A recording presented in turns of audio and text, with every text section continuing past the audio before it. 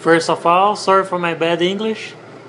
This was a print test that I've made with Flux. It's a completely failure.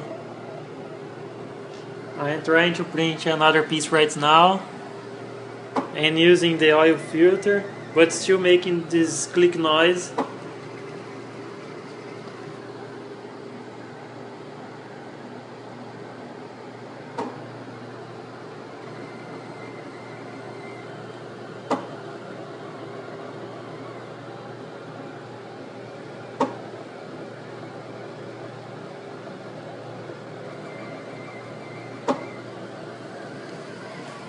I've already tried to unplug the nozzle with this, but no success. So what should I do?